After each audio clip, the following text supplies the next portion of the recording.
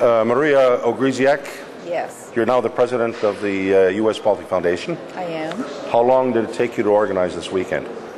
Well, it took a good few months. I think we usually start immediately after the previous year's gala, and we basically got rolling in November, and then put pieces together through that amount of time.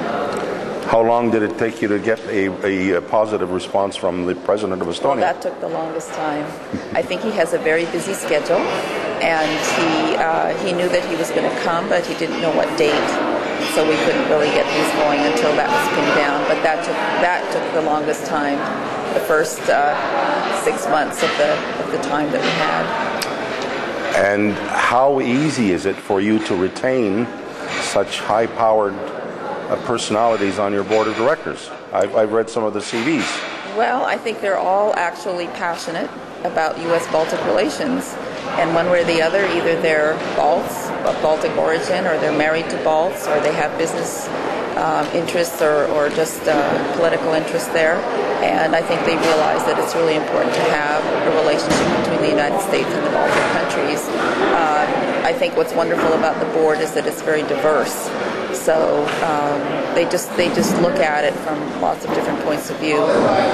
Some write about the Baltics and U.S.-Baltic relationships. Some run programs, and some are active in other ways. So I think it's just a common bond that keeps us together.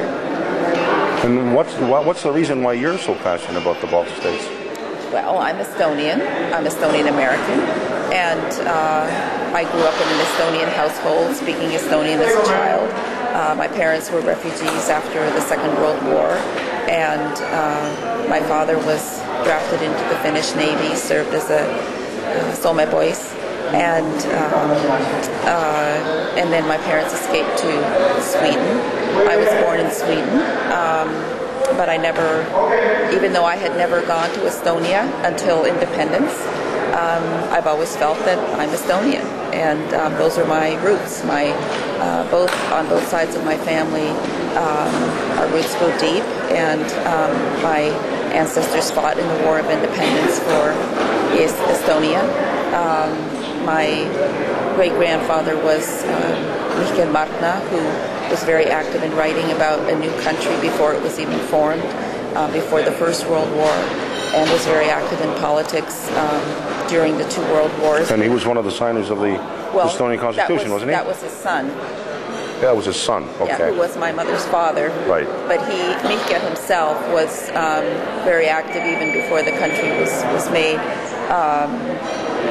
Before he wrote a book called Estonia. That was the first definition of what Estonia could be, that it was a language and a people and a culture. And so I've always known that I have a very strong bond to the country. And on my father's side, my father's father was the director of the Bank of Estonia during the two World Wars, and signed all the money in Estonia. So my parents fled with nothing, as did many refugees during the Second World War. But in my heart, I always knew that I was Estonian, and have carried that with me my entire life. And when I ended up in America, I became quite busy. I got married, I had a family, and now I have time to reconnect with my country, and I'm very happy to do so. Thank you very much. It's very interesting. Thank you. I guess the tie to you that is a little strange is that my parents emigrated to Canada, and I grew up in Canada. Yes. And went to college in the United States. By the way, there's a little bit of background about us three. Okay. We all belong to the same frat as your father did. I see, Estika. Yeah. That's wonderful. Yeah. And I'm finding all kinds of bonds like that emerge, and I understand that the roots are deep, and I love belonging to the Estonian community, and it's become very global, even though we are a very tiny country with very few people. But I think we do have common ideals and common goals, and I first went to Estonia after independence, which was the first time that my parents felt that they could return, I actually felt that I was coming home because for the first time in my life, I was completely surrounded by people who looked like me, who sounded like me, who behaved like me, and I just felt like I had arrived, just came back home.